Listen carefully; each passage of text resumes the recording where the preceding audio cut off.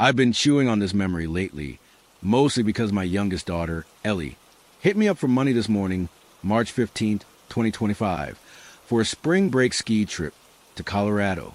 She's 20, a junior at Penn State like I was, and usually a sweet kid. But I'm ticked off. Her mom's been laid low with migraines for weeks, and Ellie's bailing anyway. It's got me reminiscing about my own college days, back when I was a finance major, class of '87, busting my ass at Penn State. I was proud, still am, of clawing my way into that program. My crew was a mix of preppy go-getters and borderline lunatics, the kind who'd snort lines off a textbook and call it multitasking. I stayed clear of the worst of it, but spring break my sophomore year, that's when I lost my damn mind. I'd been dating Carla Russo, this Italian fireball from Philly with jet black curls and a laugh that could melt steel. She had a way of dragging me into her chaos.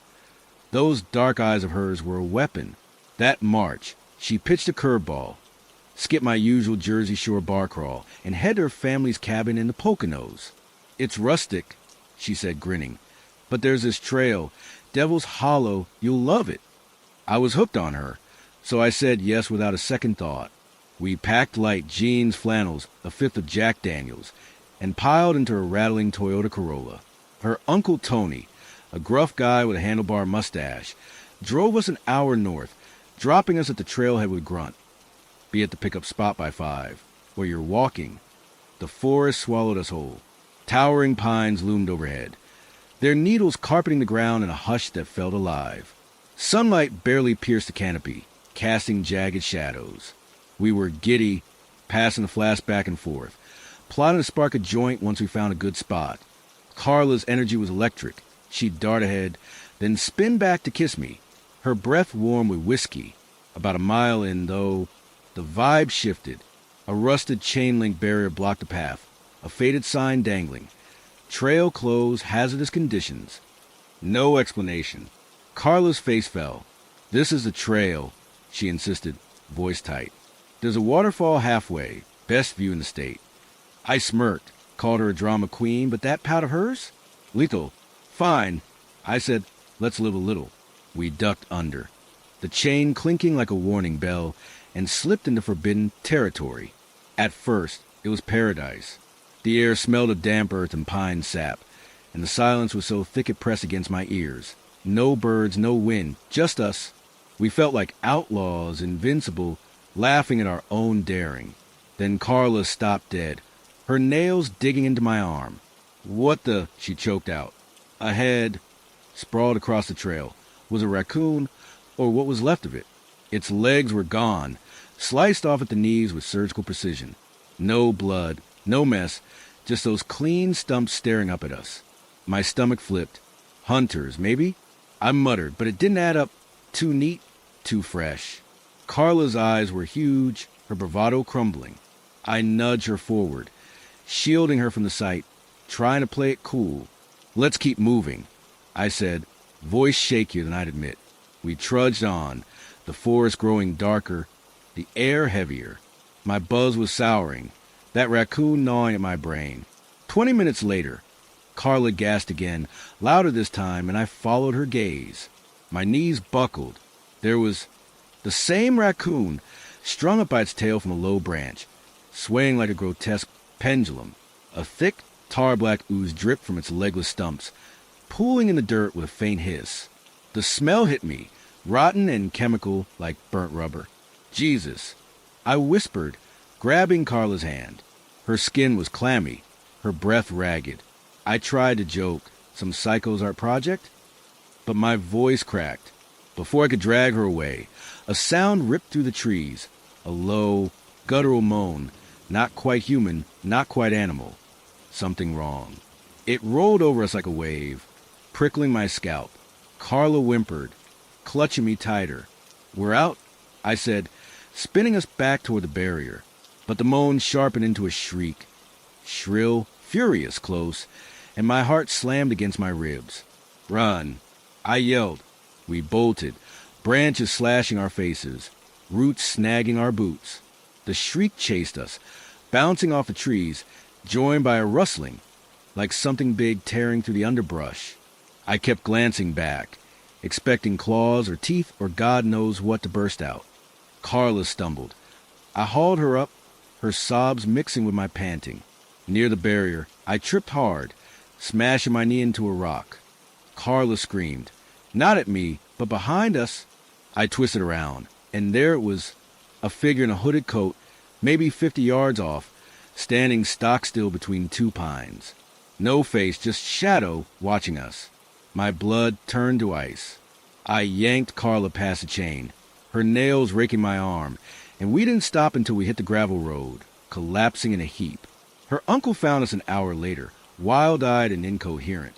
I babbled the whole story to a ranger, raccoon ooze scream figure. His jaw tightened. He muttered about old incidents in a closed case, then clammed up. Cops scribbled our statements, but no one followed up. Carla and I fizzled out that summer. Too much baggage, and I shoved the memory down deep. Until now, that shriek still claws in my dreams, and I can't shake the feeling we woke something in Devil's Hollow that didn't want us there. Story 2.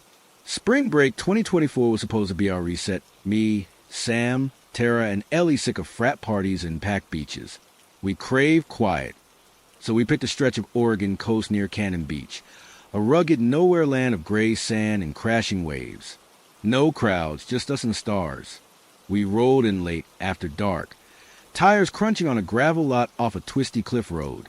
The hike to the shore was a half-mile slog through dunes, our flashlight beams bouncing off salt-crusted driftwood. It was dead quiet, no gulls, no cars, just the ocean's low growl. Perfect. I brought Rex, my German shepherd, and he tore ahead, kicking up sand, his black coat glinting in the moonlight. We all grinned. Rex was our mascot, our Chaos King. The sun had bled out hours ago, leaving a bruised purple sky. We dropped our gear near a weathered log, the wind tugging at our jackets. Sam and I wrestled the tent up while Tara and Ellie unpacked snacks, chips, marshmallows, a 6-pack of IPAs. Rex bounded around, chasing phantom crabs, his bark swallowed by the surf. We were settling in, passing beers, when Tara squinted into the fog. "That truck's back," she said, pointing. Up on the cliff road, a narrow strip hugging the dunes, a rusted pickup crept by, headlights dim. It had passed once already, slow as death. Fishermen probably, Sam shrugged, but I caught Ellie's frown. Rex's ears twitched, his play pausing. We ignored it, cracking jokes, roasting marshmallows over a pitiful fire, sticks and driftwood barely holding a flame. The fog thickened, curling around us like smoke, muting the waves. Rex stayed close now, lying at my feet, eyes locked on the dunes. It was full dark when Tara froze mid-laugh. "It stopped," she whispered. That truck was back, idling a football field away, its engine a low rumble. The driver's door creaked open, and a guy stepped out, tall, wiry, a stained jacket hanging off him like a scarecrow. He started toward us, boots sinking in the sand, hands buried in his pockets. My pulse kicked up. Ellie grabbed Tara's arm. "Who is that?" she hissed. Sam shot me a look. "Handle it," and I nodded. "Stay here," I told the girls, whistling Rex to my side. Sam flanked me, hands balled into fists. We met the guy halfway, his shadow stretching long in our flashlight glow. Up close, he stank, whiskey and sweat, eyes bloodshot and wild. "You're trespassing," he slurred, voice like gravel. I forced a grin. "Public beach, man. We're good." He didn't blink, just yanked a hunting knife from his coat, its blade catching the light. Time slowed. Rex snarled, hackles up, and I saw Ellie flinch behind us. "Get out," he growled, stepping closer. I raised my hands. "Whoa, easy," but he lunged, knife slashing air. Rex exploded, a black blur, slamming into him. Jaws locked on his wrist, and the guy shrieked, crashing down, knife spinning into the sand. "Rex off." I roared. He obeyed, retreating to me, growling low, eyes blazing. The guy writhed, clutching his arm, then scrambled up, spitting curses. He bolted for his truck, sand flying, and peeled out, taillight swallowed by fog. We raced back. Ellie was sobbing, Tara dialing 911. "He's gone." I panted, but my gut screamed otherwise. We grabbed our stuff, Adrenaline pumping. When I saw my Jeep in the lot, tires slashed to ribbons, windshield spiderwebbed. Holy shit, Sam breathed. Tara's voice cracked. He's coming back, with a gun or something. Ellie's call connected. Cops were 10 minutes out. We huddled by the tent, Rex pacing. His growls our only shield. Every rustle in the dunes made me jump, imagining that knife, or worse, slicing through the mist. Headlights finally cut the dark. 2 squad cars. An officer checked my Jeep, shaking his head. "Drifters camp out here," he said, swapping my spare tire while his partner swept the beach. No sign of the guy, just tire tracks fading into nothing. Rex saved our lives that night. I'd bet my soul on it. Seclusion's a gamble, and we almost lost. Spring break 2024 was our big hurrah. Me and Zoe, both 23, fresh out of college and clawing through soul-crushing retail jobs. We'd saved for months, dreaming of New Orleans, jazz, gumbo, a week to breathe. We snagged an Airbnb in the Bywater, a quirky shotgun house 10 minutes from the French Quarter, all peeling paint and creaky floors. Landed Wednesday, planned to bolt Sunday. 5 nights of freedom. First night, we hit a dive bar off St. Claude, sipping hurricanes under flickering neon, the air thick with cigarette smoke and saxophone wails. Thursday, we roamed the quarter, cobblestone streets, tarot readers, the works. By Jackson Square, this guy, Leo, sauntered up, tall, Cajun drawl, hazel eyes that pinned you. He flirted hard, asked our plans, got my number, then strolled off, smirking into the crowd.